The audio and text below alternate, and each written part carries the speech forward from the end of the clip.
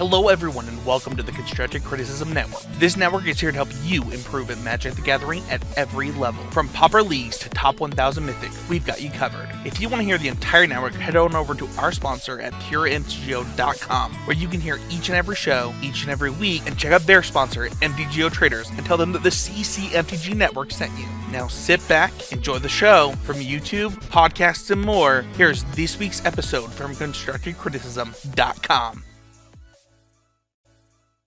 Hello everybody, and welcome to episode 128 of the Common Knowledge Podcast. I'm your host Christian, and I'm joined by our co-host Brad. Hello everybody. Before we got too far into this episode, just want to remind everybody that Common Knowledge and all of the podcasts on the Constructive Criticism Network are sponsored by puremtgo.com. If you would like to support the show, make sure to like, share, and subscribe to the Common Knowledge YouTube channel, and check out our Patreon. With that out of the way, let's get on with the podcast for the week. All right. How you doing this week, buddy? Well, man, I'm doing great. I finally beat Resident Evil 8 or Resident Evil Village. Did you? Mm-hmm. How long did that take? Total gameplay, I think about 11 hours. From what I understand from other people that I talked to, average was somewhere between 9 to 12. So. Okay. All right. Yeah, great game. There were parts of it that I didn't necessarily like. I felt like each act in the game was paced really well, but I probably would have changed a few things about the acts to make the whole story be paced a little bit better. Okay. Overall, I like the game. Overall's good. Mm-hmm. 2 thumbs up. Absolutely. What about yourself? What have you been up to? Is that a multiple system game? I don't really follow video games much. What system did you play that on? I played that on PlayStation 5. I think it came out on PlayStation, Xbox. I think it came out on basically all of them. Oh, okay. Outside of Switch and stuff. I don't know. Right. It's weird. I, for the longest time, stopped keeping up with video games, but then recently I've started to pick them back up. Just, I don't know. I sort of go into a cycle with most of my hobbies, I guess. Yeah, I feel you. I think everybody's kind of like that. You get burned out, or you pick up something you forgot about after a long time. Yep, absolutely. Get hooked on it again. Yep. Yeah, but what about yourself? What have you been up to? Not much. I had the big stream on Saturday, and I guess because I don't really stream hardly at all, and then all of a sudden I jumped into a 8 or 9 hour stream. I felt like I was hungover on Sunday. My body kind of hurt, and I was real foggy. I don't know. It was weird. It was fun though. Other than that, though, not much. Same old stuff. Working. What is today? Tuesday. So, yeah, the work week's been going pretty good. Can't complain. Recording a good podcasts about Pauper on a Tuesday night. Nothing wrong with that. Heck yeah. You mentioned the charity stream. What decks did you end up getting to play? I played a handful of them. I know I shouted them out a few times on the stream, but thanks again to Card Hoarder for giving me the free loaner account. It was nearly unlimited. They pretty much told me I could play whatever decks I wanted to and just make sure to tell them when I was done with them. But I played Boggles and Burn. I started out the day, first couple hours, playing my Esper Party list. I ran a Gruul Landfall deck in a couple matches. I played Heroic, Mono White Heroic, as you know. And then friend of the show, LJ No Feats, he gave me he has a pretty sweet paper Tron brew, so I ported that into MTGO and gave that a whirl in a handful of matches as well. Yeah, absolutely. I was there for not most of the stream, I'd say a little bit under half probably. And it looked to be going pretty fun. I was there for the Moggles mishaps with bad draws and stuff. But overall, I had a lot of fun both watching and participating in the stream. Yeah, the Boggles, I'd say that was 50-50. I did definitely have some misplays. I haven't played that deck in so long, and then I had the bright idea of running it in a league. But I definitely misplayed a few steps there, a few main phases or attack phases, whatever. Putting my Utopia Sprawl in the wrong secondary color, or just silly stuff. Ring rust, you know what I mean, from not playing the deck in a while. But so you didn't get to see my burn debacle then, did you? No, I didn't. You want to tell me No, about it? that was horrendous. I got through about 2.5 matches before the client completely locked up, froze up, shut down multiple times in a row. I ended up having to get a refund on that league completely. But I guess the 5 or 6 games that I did play, I think I mulliganed to 5 at least half the time, at least in half of the games. I mulliganed every single opening hand I had in every game because there was either all lands or no lands. And then in another probably 3 games, I mulliganed down to 5. And it was just atrocious. I mean, you saw when we played Heroic, I had that one hand or that one game where it was just land, land, land, land, land. That's pretty much how it was in a couple of games of Burn too. That deck doesn't do anything if all you have is mountains. Yeah, absolutely. I don't know. It's both a part of it, and maybe there's also like going back. I know a lot of times, like if I mulligan a 7 and then I see the 6, and I'm like, ooh, I should have just kept that 7. Yeah. But Yeah, it happens. But Burn's kind of like that, And then I knew that about Boggles as well. I would say next to Affinity, Boggles is probably one of the decks that dies to itself more than anything else, just because of its draws and its opening hand and that sort of thing. You need a very specific early game, to really get that deck humming. And I just didn't hit it a couple times, and then when I did, I misplayed. So yeah, it's what it is. It was a good time though. A lot of people showed up. It was fun. yeah, absolutely. It was a great stream. Yeah. Have you? I know I got to play that match against you during the stream. Have you played some MTGO or Paper Magic otherwise this past week? Yeah, so against you, I played sort of like a blue-black reanimator / control deck. Yeah. I wanted to bring somewhat of a brew because I assumed that against me you would play somewhat of a brew. Right.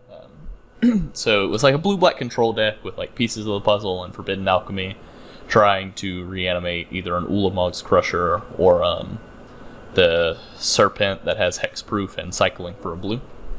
Okay. And then after the match that we played, I liked it a fair bit, so I made a few changes. I got rid of all the Forbidden Alchemies, lowered the curve of the deck a little bit better, put in the other pieces of the puzzle, and ran that through a league. It did a lot better than I thought it was going to. Went 2-3 with it, which results aren't really everything, but... No, that's still pretty good for something that you were sort of tinkering with up until the moment you entered a league. Yeah. Yeah. So, I think there's potential there. Really blue-black sort of control shells all have some amount of potential. So I'm excited to keep working on that. I played a little bit of red-green mid-range or Panza, I guess you would call it.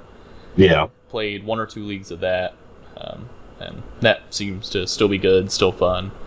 But yeah, outside of playing you on the charity stream in those few leagues, I really haven't been playing much. I've been, like I said, playing some Resident Evil and stuff, though. Yeah, well, I'm glad you brought up the Gruul Panza or whatever we're calling it now. For a while, it seemed like that was... Well, let me start over. Did the deck you were playing, was that pretty stock? Like just your pretty standard Goldfish, Panza deck? Yeah, I went online to Goldfish and literally just ripped the first list that I saw, looked at it, and said, okay, this looks good. Okay. Yeah, that's what I figured. But no, for a while, it seemed like that deck was the deck to beat, for a solid 3 or 4 weeks. It's still good. It still puts up results. I still see it in the 5-0 dumps, maybe 1 or 2 copies in a challenge here and there. But do you think it's just not the flavor of the week anymore, or something keeping it down? Yeah, so specifically the list that I was playing Ulamog's Crushers, and I think I would have rather played Monarch cards, the green ones, specifically. Okay. But further than that, I think a lot of times when these decks hit the scene, there's a few things that are sort of working in their favor. Is that, whenever a new deck comes to Moto, Pauper has less players than other formats, so it takes longer for us to figure out how to play against stuff, I think.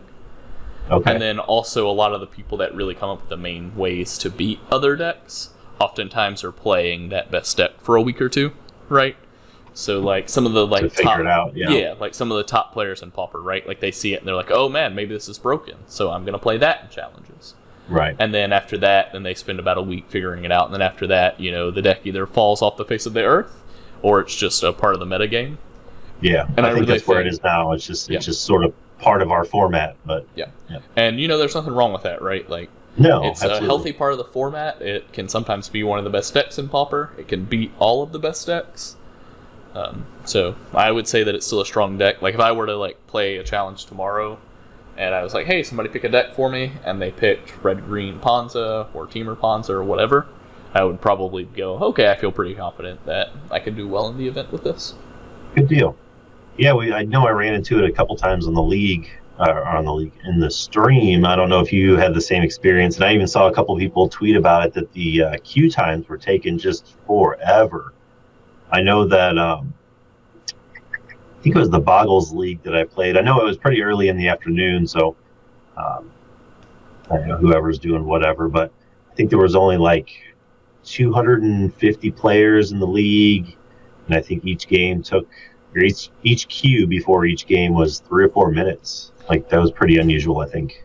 Yeah, I really can't speak much to it. I will say that I did notice like 1 or 2 minute queue times while I was playing midday, but usually a lot of my Magic playing happens late at night, so I experience longer queue times no matter what, usually. Oh, okay. So it didn't really stick out to you anyway. Yeah, no, because, like I'll put my daughter down for bed, and then I'll play a league or whatever, so. Yeah. No, I feel like earlier this year, when I'd get in a league, it'd be 400 plus, sometimes 500 plus. But Saturday, it was hovering right around that 250 mark, and I didn't know if... I don't know. I mean, there's probably a million factors, but who knows?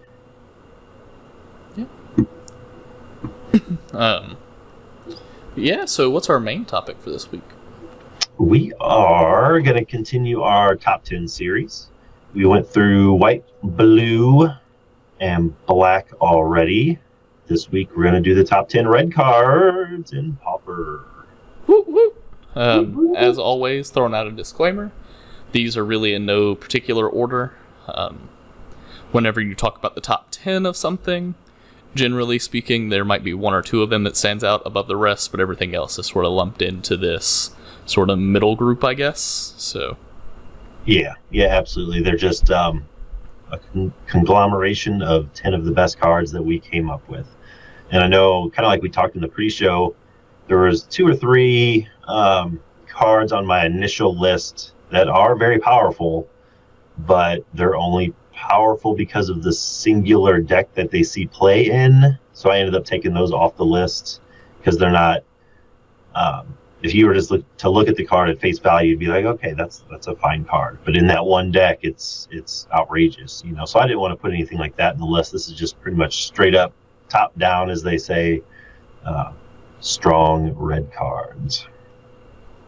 Yeah, absolutely. So what did we have for number 1? Number 1, and this probably is the number 1, no matter which way you do the list, but it is Lightning Bolt, everybody's favorite. Yeah, so what does Lightning Bolt do for those that don't know? It is a single red. It is a staple for pretty much any deck that has at least 1 mountain in it.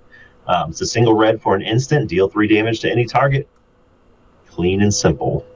Yeah, so Lightning Bolt, everybody sort of knows, is one of the best cards in Magic. It's a multi-format all-star. Just the hyper efficiency of being able to kill a creature or hit your opponent's face to finish them up, or let going to their face be your main game plan, or anything in between. All of those, just the versatility and efficiency of it makes it probably one of the best cards in Pauper. Yeah, absolutely. It probably one of the best cards, honestly, for what it is. One of the best cards ever printed. It would see play. If it was legal in every format, it would be a 4 of in every deck that could play it. It's just that good. You're either playing 0 of them or you're playing 4 of them. I don't really know. It's not very common you see 2 or 3. But yeah, it's just that strong. We have alternative Lightning Bolt wannabes, sort of your Chain Lightnings and your Lava Spikes and that sort of thing. But there's always something that keeps them from being the best. whether it's sorcery speed or you can only target a player or what have you. Yep, absolutely. Couldn't agree more. What do we got for the next one on the list, mister? Yeah, number 2 on our list goes to an instant. It cost a red and 1 generic for a Braid. It's choose 1, you deal 3 damage to a creature, or you destroy target artifact. Yep, this one was a recent downshift from Amonkhet, I believe. A lot of people were excited about this one. I didn't play a lot during the Amonkhet days or weeks or months or whatever it was, so when this got downshifted in Double Masters, I thought it was cool, okay, cool, we got sort of a modal red instant, kill a creature, kill an artifact, whatever, but I didn't really see the power of it, even though I saw everyone on Twitter, ecstatic that it got downshifted and we could finally play with it, but after I cast it the first couple times, I was sold on it. Yeah, absolutely. So, a Braid is sort of like the thing that a format like Pauper, I think, really needs. Where, for us, I would say a lot of other formats are sort of like Planeswalker-dominated formats sometimes, where, they were really missing Planeswalker hate until here recently. And Pauper was missing, really versatile artifact hate, where your artifact hate a lot of times was good, but you couldn't main deck it because... Yeah, I think that's the key right there. Right? Yep, Whereas absolutely. this, it can hit those pesky artifacts like a Bonder's Ornament, or it can help shut down the more artifact dominant decks that are and were really good. But then the floor of this card is it's going to kill a creature, Right. Yeah, it's never going to be a dead card in your hand. It's going to hit something. Exactly. And if a Braid isn't doing anything for you, you're probably winning that game. So right. If you're not casting it, you're probably in good shape anyway. Yeah. Exactly. But yeah, just to kind of show you, I pulled up MTG Goldfish's list of most commonly played Pauper cards in the whole format, top to bottom, 1, 2. I think they list up to 50. Lightning Bolt is obviously number 1, and then a Braid falls in at number 13. Yeah. So it's up there. I think it's been on this list pretty much since it was downshifted. So. Mm-hmm. Definitely. What's up next? Up next, we got one that just hit our format. November, middle of November sometime. It's really, I guess depending on who you ask, it's really helped our format, and I feel like it's helped our format because it's opened up a lot of new archetypes, a lot of new decks, a lot of new experimentation and brewing, and that card is Boarding Party. For 5 generic and 1 red, you get a 6/3 human pirate creature with haste, but its most tantalizing aspect is that it has Cascade. Yeah, Boarding Party and the Cascade mechanics, Resurgence in general, I think did a lot of really good for Pauper, because it opened up a lot of new archetypes and made shells that otherwise weren't on the power level suddenly have the power level of Pauper. And I think the Boarding Party sort of signifies that, because, it has a big body, it's aggressive, and it's that inherent card advantage that most of the best cards in Pauper have. Right, exactly. And at 6 converted mana or 6 mana value, it really cascades into a majority of the format. Right. And honestly, without Boarding Party and without its buddy, the Altasaur, we wouldn't have Jund. Jund has now become a big meta player. Mm-hmm. It's no longer out of our grasp. It's no longer a wish that we had a Jund deck. We actually do now, and it's because of these Cascade creatures. Yeah, absolutely. I couldn't agree with what you're saying here more. Yep. And then, so what do you think? You want to take the next one on the list? Yeah. Up next, we have Red Elemental Blast or Pyroblast, which are just a single red. And you either counter target blue spell or destroy target blue permanent. Yep. The wording on them varies depending on which one you pick, but they're basically the same function card. Yep. Blue is still the best color in our format by a pretty wide margin, and this card interacts with that color at the most efficient rate. Yeah, absolutely. I really don't have much more to say about it. No, there's really not a lot to say about it. It's really a sideboard staple. Both of them are either one or both or what have you. It's not like, in most blue decks, 99% of their creatures are going to die to a lightning bolt. That's not what you want to be doing with your lightning bolts. So that's where your red elemental blast and stuff come in. Mm-hmm. And it hits really any, it hits your Denrova Horrors, any creature that has a blue pip on it. Or I guess technically any artifact too, if you care about witching wells and that sort of thing. Yeah. I don't know. Super powerful, super efficient. There's not really too much more to say about it. No, it's an excellent card. Yeah. What's up next for us? Up next, we have another one. Boarding Party was brought to us in Commander Legends. This next one here also came to us in Commander Legends and was a downshift from Ixalan. It is Fiery Cannonade for 2 generic and a red. It's an instant sweeper in red. Fiery Cannonade deals 2 damage to each non-pirate creature. Yeah, so Fiery Cannonade is probably the sweeper that Pauper both deserves and needs. Yeah, absolutely. And I will admit that I'm probably guilty of hopping on this bandwagon for the first 5 or 10 minutes after it was spoiled, but it was when this got announced, it was, well, Stompy's dead. Say goodbye to aggro, say goodbye to this deck and this strategy. But if anything, Stompy's gotten better. It's really strong when you need it, but it's not as dominant as it looks like it should be or would be, I guess. Yeah, absolutely. And a part of that is if your opponent is going to be playing cannonades, you sort of change your play patterns a little bit. There is a cost to putting them in your deck, sometimes, not all the time. Right. In that, if I am playing blue-red and I have a ninja in play, if I cannonade, my ninja dies. Right. Yep, it does hit every creature. Yep. And then it also incentivizes people to play the pirate monarch cards, which I think is cool. Yeah. But that's just like a side or note. changelings or whatever. Yeah. Yep, absolutely. I'm not sure if Cannonade is the best board wipe in Pauper, but I do think it's the most ubiquitous one. Yeah, I agree. It's really that 2 power or that 2 damage that really sets it over the edge, I think. Yeah, absolutely.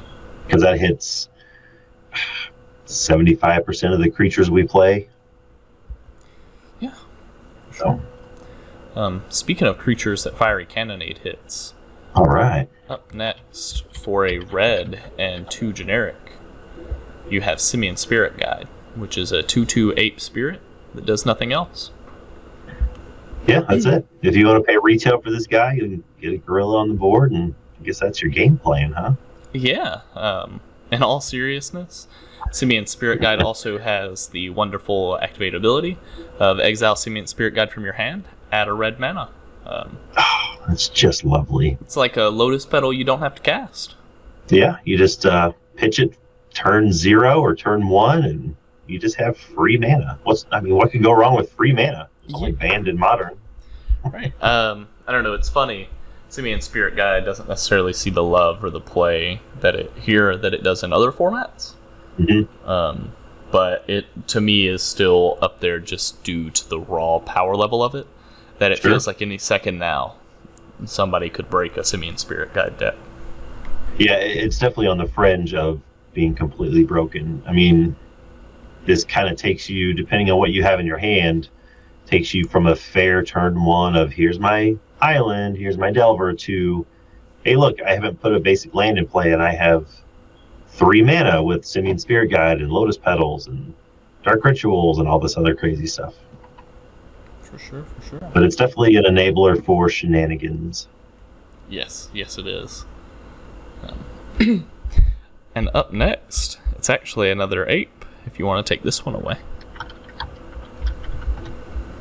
Where are we at here? That was Simian Spirit Guide. I looked up the wrong one. I looked up the next one on the list. Yep, the next one is another ape. You do want to play this one for retail. You do want this one on the board as soon as possible. It is a single red for a 1/1 ape shaman. It is Gorilla Shaman. But this one does have good text, unlike Simian Spirit Guide. This one actually has words in the text box. Yeah. For XXX and 1 generic, destroy target non-creature artifact with converted mana cost of X. But you have to pay X twice, plus 1. That's got to be terrible, right? That can't be good. Yeah, no. In all seriousness, some of the most popular cards in Pauper are artifact lands, whether that be from Affinity, or Brute Squad, or some other deck.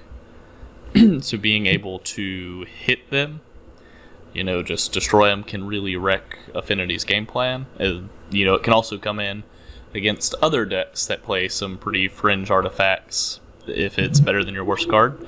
And the way that this card just hoses one of the more dominant archetypes in Pauper, as well as can be played in other formats, means that, it's probably never in your main deck, but it's always in your sideboard. Yeah, it's always in your sideboard. Because artifact synergy, specifically Affinity, is close to, if not one of the pillars of Pauper, this is almost always at least a one of in any sideboard that can run red and has room for it. Yeah. But yeah, there's not a whole lot better than, because the artifact lands technically have a 0 mana value.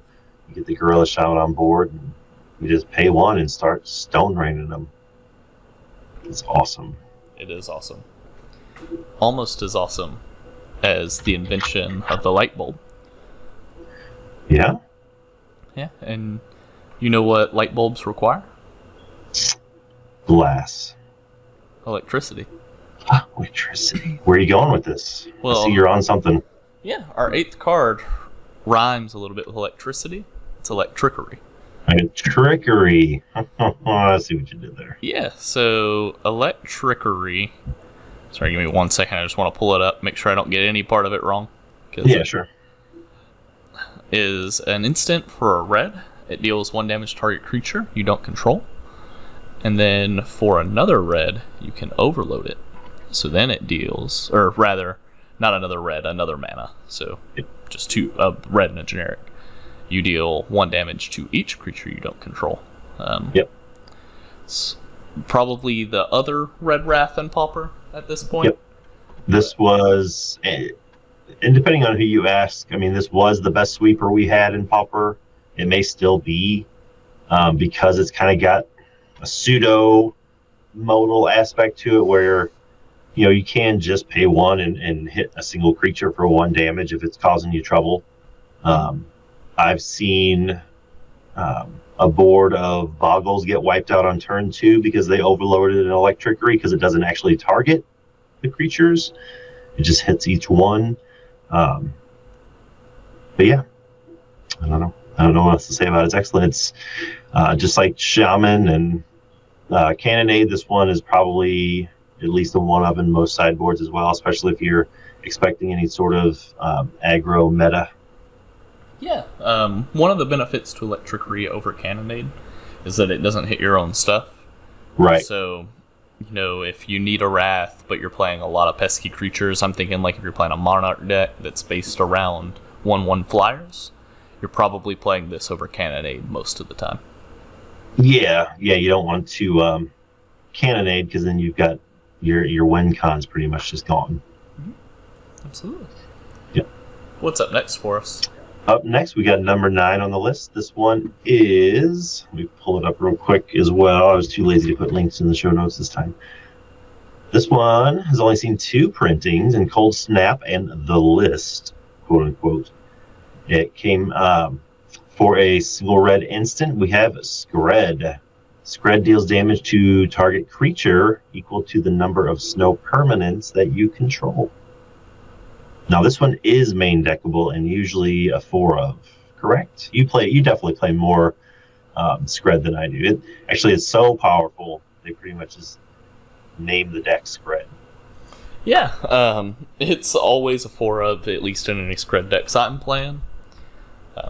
It's, take the efficiency of Lightning Bolt and, you sort of take away the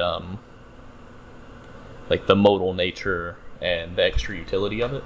But then you just add the fact that it can kill so many more creatures, including, things with 5 toughness, 6 toughness. And right. You it doesn't have any sort of limitation. All you need is one mountain to cast it, or one red source to cast it, and as many lands as you can get on the battlefield. Yep, exactly. So it's good. It's good early threats. It's good, like you were saying, against late game threats, all that stuff. Mm-hmm. And it's one of those cards that really scales well as the game goes, because usually the way games go is that your opponent's threats get bigger and bigger, and it just scales right there with them, because normally in the decks that you play red, you're hitting most of your land drops. Right, exactly. And it's easy enough, kind of like Lightning Bolt or any of the other ones we were talking about. If you just want to change your basic land package to snow-covered lands, this is easily flashable. Yeah, and then it got even better with the snow duels. There's so many good reasons to play Scred. Yeah, absolutely. It was a $3 or $4 card in paper for a while there. It's dropped back down to $1 or so, but yeah, it's an excellent card. And what we got last here, but certainly not least here. Yeah, we got Faithless Looting. That is a single red. You draw 2 cards and discard 2 cards. And you can flash it back for a red and 2 generic. It's a sorcery. It's a pretty good card. It seems to be card disadvantage. At least on the front end. Obviously, you can get that back on the back end by flashing it back. But oftentimes, people are doing quasi-broken stuff with it, whether that be putting reanimation targets in the graveyard or putting in more flashback spells. And then just the simple selection that you get this is really like the Red Ponder. Yeah, it really is. Red Ponder, Red Brainstorm, whatever you want to call it. Kind of like other ones we've talked about on this list. It's great turn 1. It's great turn 4. If you're doing crazy, unfair stuff, it's awesome on turn 1. Get stuff in the bin to reanimate. If you want to cast it on turn 3 or 4 to pump up your prowess creatures, trigger your Thermal Alchemist, Fire Brand Archers, that sort of thing. And really, if you're playing any sort of deck that has a lot of red spells in it, by turn 3 or 4, you're going to need those extra cards in your hand. So you're going to want to dig pretty good, and that does it for you. Yeah. This is one that arguably died for other cards, for the sins of other cards, but it is banned in Modern. It's just that powerful. Well, that enabling for certain strategies. Yeah. I definitely understand that theory. I don't necessarily agree. I think that it's a pretty obscene card, but especially in formats with so much good graveyard stuff. Right. But I don't think anyone really tries to deny the power of Faithless Looting, and I don't think that's what they're trying to do either. No, it's one of the best cards we have in red that's not damage based. Absolutely. But yeah, so that's our top 10 red cards in Pauper. Yep. I was going to skip over to the Q&A, but it looks like this week we got another special segment. Yeah, well, it looks like you, sir, have a couple more pop quizzes. Oh, man. Because I forgot to put out the notice for Q&As again. Okay. What do you got for me this week? All right, first up, we did so much talk about Lightning Bolt. Lightning Bolt has been such a beautifully reprinted card this year. How many, not counting Magic Online promotional printings, how many paper printings of Lightning Bolt has there been in all of Magic history? And your over-under is 31.5. Under. It is 34. Oh, man. Yep, it's seen a total of 40, if you don't count the art card, just the Lightning Bolt art card. It's seen 40 printings, with 6 of those being Magic Online printings only, promotional items. Okay. And number 2, since this is definitely the hot button of today, how many creature-type squirrel creatures are currently legal before Modern Horizon 2 comes out, before any of those shenanigans. How many creature type squirrels are legal in the pauper format? And your over or under is 1.5. I can't even think of one, so I'm going to go under. We have 2. Ooh, over 2. And they both came out this year. We have Helica Glider from Ikoria and Scurrid Colony from Strixhaven. There's the Helica Glider is white, and Scurrid Colony is green. Okay, well, I guess I'll take my lumps. Yeah, I'll take my lumps in my pop quiz. I do have a question for you. All right. I was not prepared for this. Oh, yeah, absolutely not. So, in the famous pauper deck, Mono Blue Tribe, there was commonly a counterspell played with Madness. What was that card's name, and what was the effect? It was Logic Knot. And I do not remember the casting cost, but you could cast it for its Madness cost of a single blue. And I'm forgetting the text completely. I can't remember if it was a specific spell you're countering or just counter target spell. I don't remember at all.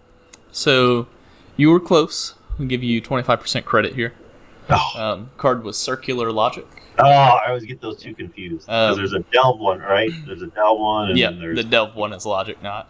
That's it. Circular Logic costs a blue and 2 generic for an instant.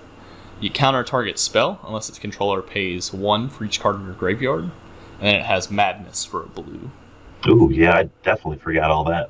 Yeah, those two, Circular Logic and Logic Knot, I know that I mix them up in my head, but it still doesn't stop me from mixing them up. It's quite okay.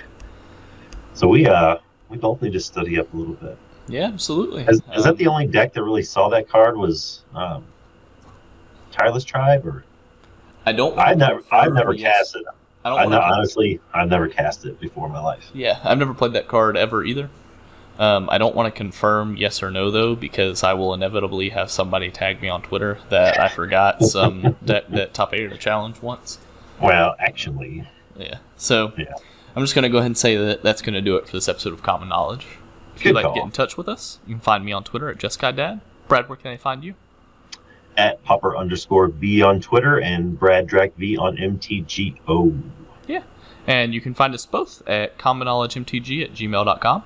If you have any questions of the Pauper format, MTGO, or anything else, you can leave a comment down below or just hit us up in one of the aforementioned places. Thanks again to our sponsor, Pure MTGO, as well as the Constructed Criticism Network for letting us be a part of it. And last, but certainly not least, thank you for listening. Take very good care of each other. Never stop brewing.